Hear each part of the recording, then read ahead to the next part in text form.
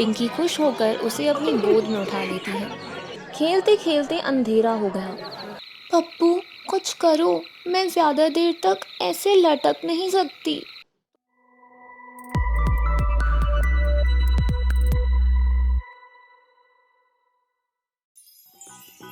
आज पिंकी बहुत खुश थी क्योंकि उसकी नज़र गार्डन में खेल रहे 3 प्यारे प्यारे कुत्ते के बच्चों पर पड़ी थी।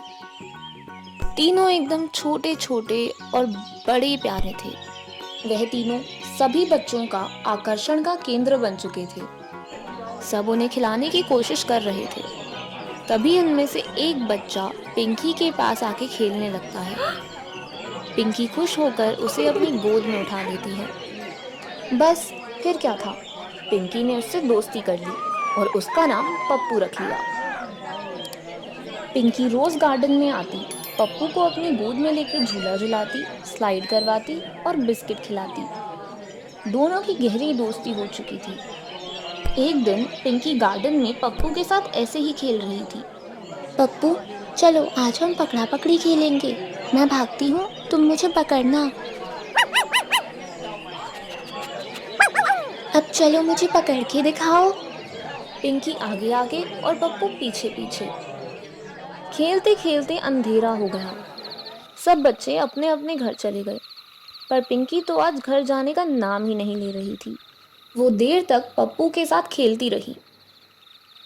बारिश की वजह से गार्डन के बाहर पानी निकलने के लिए गटर का ढक्कन खोल रखा था।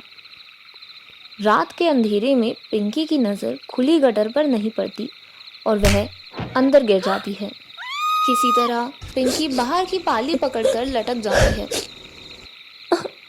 कोई मेरी मदद करो, मैं यहाँ नीचे गिर गई हूँ।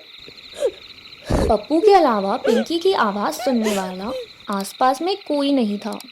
पप्पू दौड़ता हुआ अपनी दोस्त को ढूंढते आ जाता है और उसके आसपास मंडराने लगता है, जैसे कि पिंकी को बाहर निकालने के लिए कुछ करना चाह रहा हूँ। पप्पू, कुछ करो, मैं ज़्यादा देर तक ऐसे लटक नहीं सकती। तुम्हें किसी को मदद के लिए बुलाना होगा। पप्पू झट से बड़े रास्ते की ओर भागने लगता है। वहाँ पर कुछ लोगों की आन जान थी। वो उन्हें मदद के लिए बहुत मिन्नतें करता है, पर कोई उसकी भाषा समझ नहीं सकता। कुछ लोग उसे डर के भगाने लगे तो कुछ लोगों ने उसे फटकार लगाई, पर पप्पू ने हार नहीं मानी।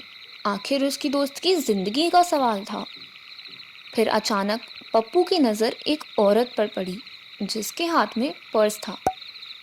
पप्पू को अब एक अच्छा सुझाव मिल चुका था। पप्पू पीछे से उस औरत का पर्स खींच के पिंकी जहाँ गिरी थी उस ओर भागने लगा। अरे मेरा पर्स, मेरा पर्स, कोई पकड़ो उसे। अब वह औरत और कुछ लोग पप्पू के पीछे पीछे भागने लगे। पप्पू उस गटर के पास आके खड़ा रह गया। पप्पू, तुम आ गई? मुझे जल्दी से निकालो, कोई बचाओ मुझे, वरना मैं गिर जाऊंगी। सब लोगों ने पिंकी की आवाज़ गटर में से आती सुनी। अरे, इसमें तो छोटी बच्ची लटक रही है, हमें जल्दी से इसे बाहर निकालना होगा। सब पिंकी को बाहर निकाल लेते हैं। पिंकी जोर जोर से रोने लगती है और पप्पू दौड़ के पिंकी की गोद में जाके भौंकने लगता है, जैसे कि वह पिंकी को चुप करा रहा हो। Thank you so much Pappu, अगर आज तुम नहीं होते तो पता नहीं क्या होता।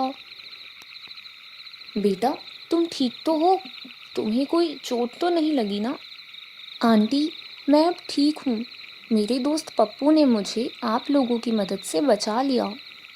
अब समझ में आया मुझे, तुम तक मदद पहुँचाने के लिए ये मेरा पर्स लेके दौड़ा था। बेटा, तुम्हारा डॉगी तो बहुत ही समझदार और वफादार है।